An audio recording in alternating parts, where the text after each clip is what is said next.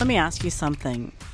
Have you ever felt perfectly fine, content, confident, and then out of nowhere, comparisonitis hits you? Comparison just walks in like a little pickpocket. One second you're minding your own business, you're feeling great, you're on cloud nine, and then all of a sudden it's gone. Your joy is stolen. Your confidence is nowhere to be found. That's exactly how comparison works. It's sneaky. It doesn't yell at you. It just kind of whispers. And I have had a whole lot of experience with this that I want to share with you today because I feel like, suddenly you can be standing there doubting yourself, wondering if you're doing enough, if you're being enough. And it doesn't just steal your mood. It chips away at your confidence over time.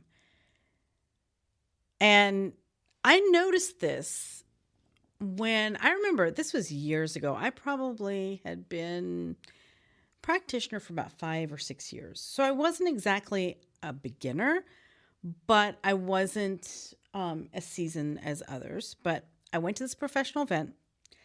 I was ready. I was comfortable. I was feeling good. And I walked in and I was thinking, okay, great. I belong here. There's other peers. This is going to be great. And then from across the room, I spotted someone who graduated 2 semesters before me. We were about the same age. We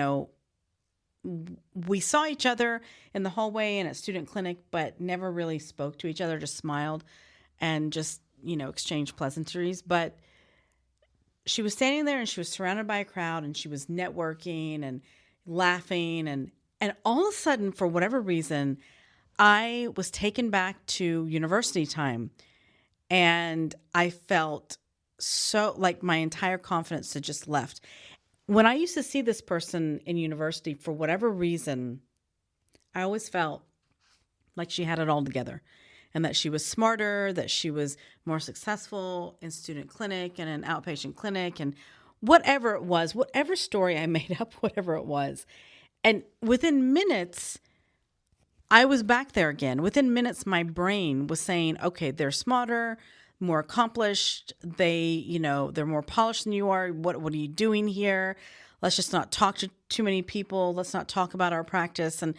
And that's how fast comparison robbed me of being confident in the moment. I mean, literally within 5 minutes or less, it was gone. And it's not rare. Comparing ourselves to other people or having comparisonitis is something that is common. It's something that we all do.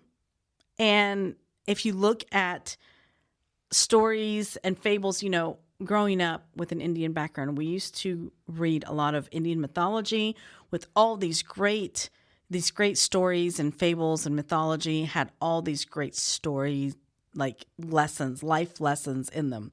And I remember there was one that was about comparisonitis.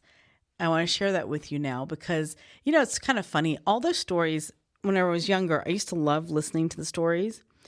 And then I got to a certain age where I thought, this is stupid. This would never happen. And then as you get older, you start to realize, wow, there's a lot of wisdom and some truth in them. So there was a crow who had admired the peacock's beautiful feathers. And he thought to himself, gosh, if only I had feathers like that, I'd finally feel special.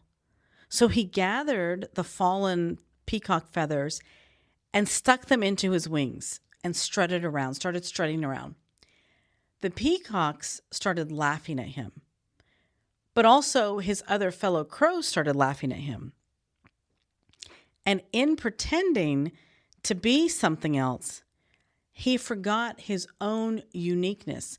Being a crow, he was able to fly and soar very high and be free, something that a peacock could never do. So the moral of the story is that the crow's mistake was that he handed his confidence over to someone else because the moment that he started comparing himself.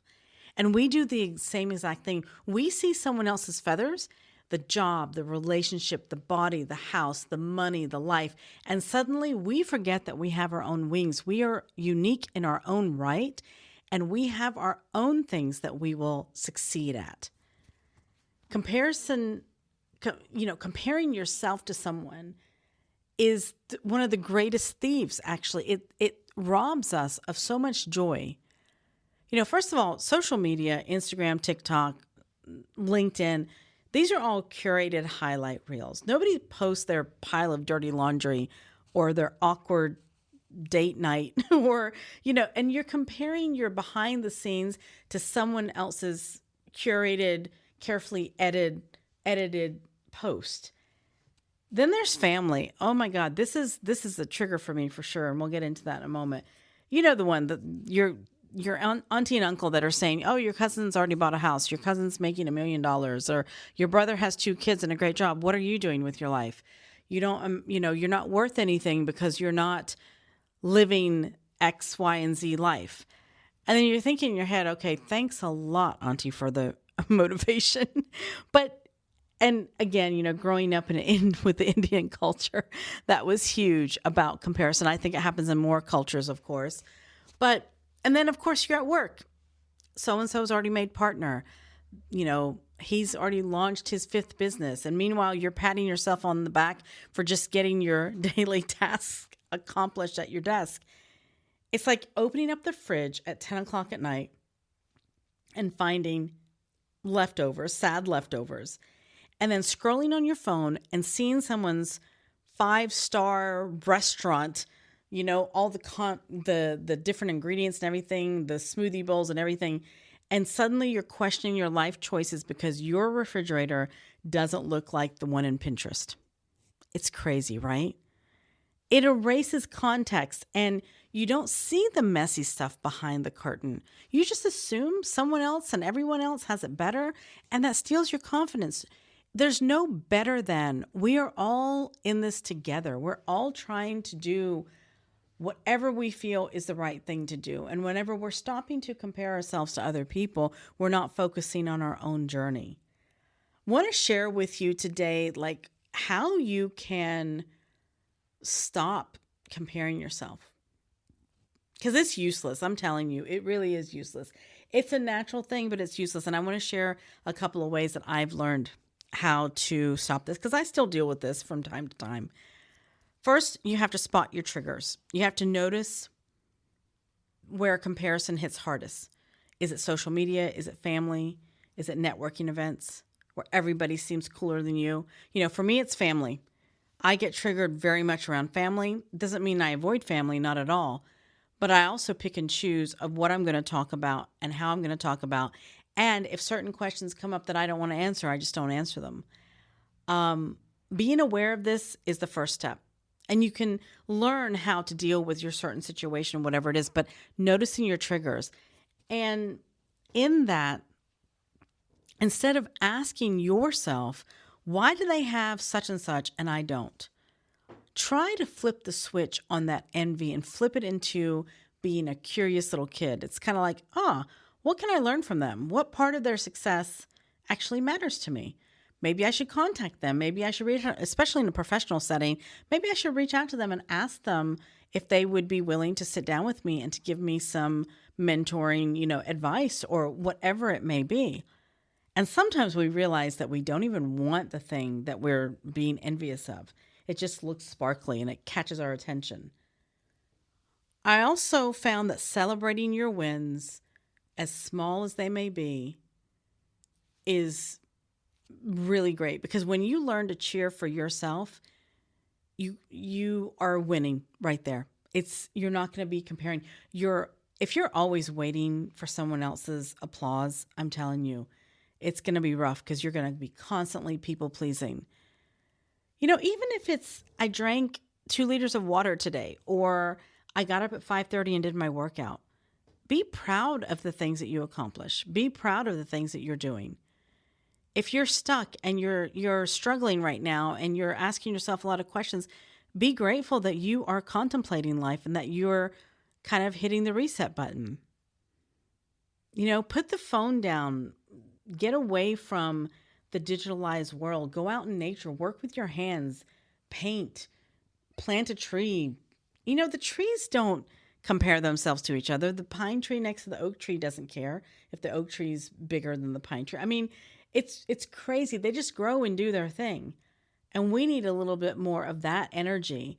And by being in nature, putting our phone down, being in nature and working with our hands, we can get that. I wanted to mention back to that networking event that I went to years ago. Here was the funny thing. I found out that person that I had been comparing myself to, that they felt insecure as well. She contacted me about 2 weeks after that event.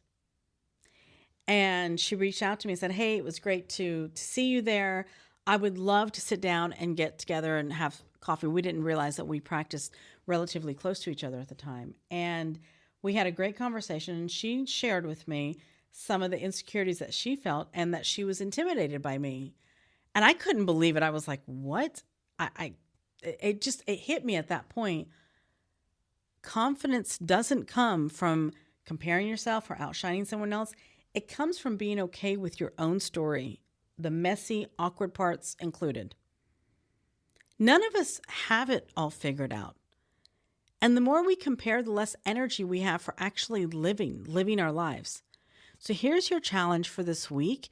Notice one moment when comparison sneaks in. And instead of letting it rob you, remind yourself that you're not supposed to wear anyone else's feathers. You've already got your own. Flap your own wings. If this episode resonated with you, share it with someone you care about. You never know whose confidence might need a little boost, little reminder right now. Thank you so much for tuning in to Real Talk. Be sure to subscribe and share this. Until next time, keep flying with your own wings. Thank you.